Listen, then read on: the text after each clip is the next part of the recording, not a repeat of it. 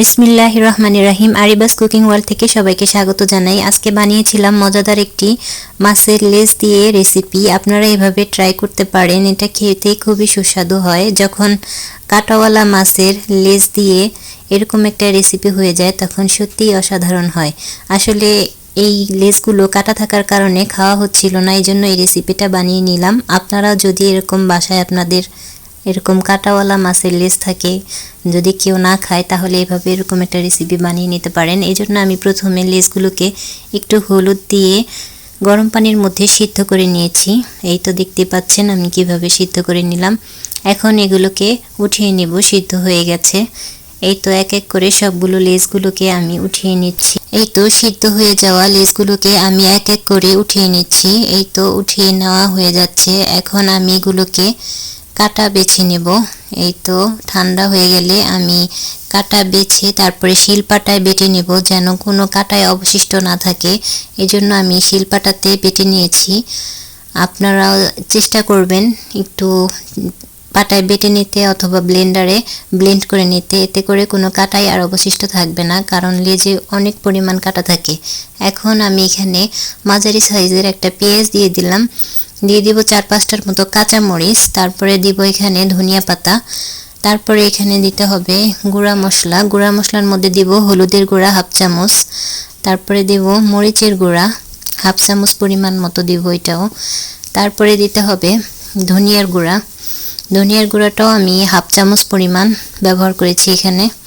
তারপরে পরিমাণ মতো লবণ দিয়ে দিলাম, দিয়ে ভালোভাবে হাত দিয়ে এটা মিক্স করে নেব। এটা হাত দিয়ে করতে হবে, না হলে সুন্দরভাবে মিক্স হবে না।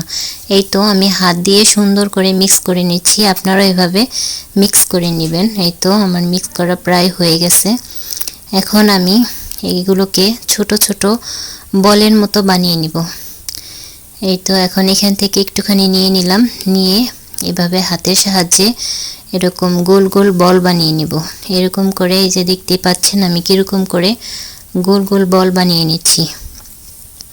আপনারা এভাবে এই মাছের লেজ দিয়ে এরকম একটা রেসিপি যদি বানিয়ে খান খুবই মজা লাগবে এবং পরিবারের সবাই পছন্দ করবে। আমিও এভাবে বানিয়েছি, সবাই অনেক পছন্দ করেছিল।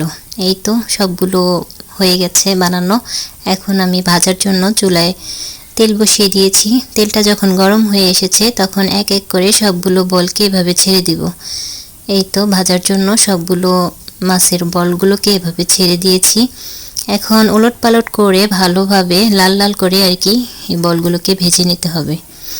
যদি সুন্দর মতো এই বলগুলো ভাজা না হয় তাহলে রান্না করতে যাওয়ার সময় ভেঙে যেতে পারে। এই জন্য চেষ্টা করবেন খুব সুন্দর করে লাল লাল করে এই ফিশ বলগুলোকে ভেজে নেওয়ার চেষ্টা করবেন।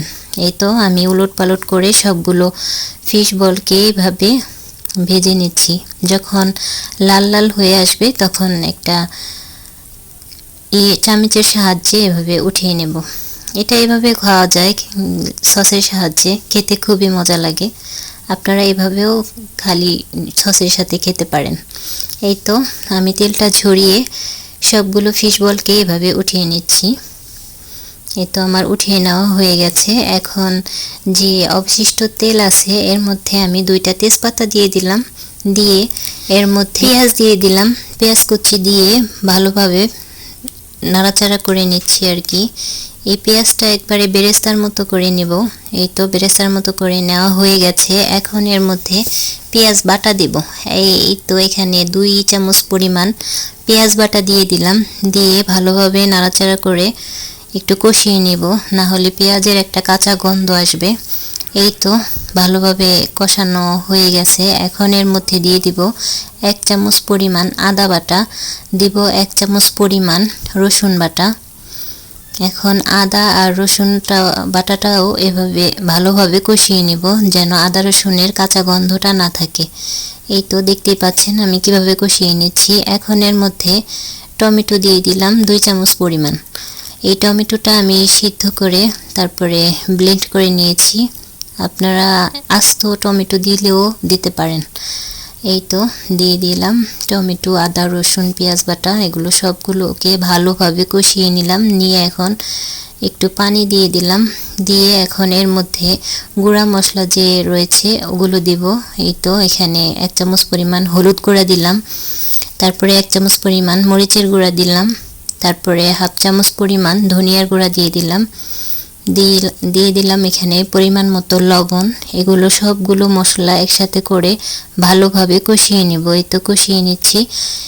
মশলাটা যত বেশি কষানো হবে তরকারির স্বাদ তত বেশি আসে, এজন্য সবসময় চেষ্টা করবেন মশলা ভালোভাবে কষানোর জন্য। এই তো আমি সুন্দরভাবে মশলাগুলোকে কষিয়ে নিচ্ছি। যখন এরকম উপরে তেল ভেসে উঠবে তখন বুঝতে হবে মশলা কষানো হয়ে গেছে। এই তো আমার মশলার উপরে তেল ভেসে উঠেছে। এখন আমার মশলা কষানো শেষ। এখন যে ফিশ বলগুলোকে আমি ভেজে রেখেছিলাম ওগুলোকে এই মশলার মধ্যে দিয়ে কয়েক মিনিট ভালোভাবে নাড়াচাড়া করব। এই তো নাড়াচাড়া করে নিচ্ছি।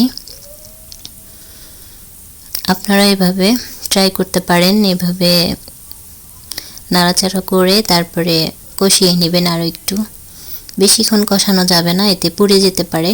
আমি কয়েক মিনিট এভাবে নাড়াচাড়া করে নিয়েছি। এখন এখানে একটুখানি পানি দেব, বেশি পানি দিব না, অল্প একটু পানি দিয়েছি। এখন পানিটা দেওয়ার পরে ঢাকনা দিয়ে ঢেকে দেব। এখানে আমি বেশি পানি ইউজ করিনি, এই জন্য এগুলো তো ভেজে নিয়েছি। আসলে এগুলো তো ভাজা, এই জন্য এগুলোর ভিতরে কাঁচা কিছু নেই, এই জন্য ভেজে নিয়েছি। এখন আস্ত কয়েকটা মরিচ দিয়ে দিয়েছি।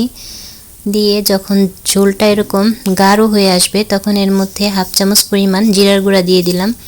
দিয়ে ভালোভাবে নাড়াচাড়া করে এই তো হয়ে গেল মজাদার একটি লেজ দিয়ে মাছের রেসিপি। আপনারা এভাবে ট্রাই করতে পারেন, কেউ বুঝতেই পারবে না এটা যে অনেক কাঁটাওয়ালা মাছের লেজ দিয়ে এই রেসিপিটা বানানো। এভাবে ট্রাই করে পরিবারের সবাইকে খাওয়াতে পারেন। আর আমার ভিডিওটা ভালো লাগলে লাইক, কমেন্ট, শেয়ার এবং সাবস্ক্রাইব করে দিবেন।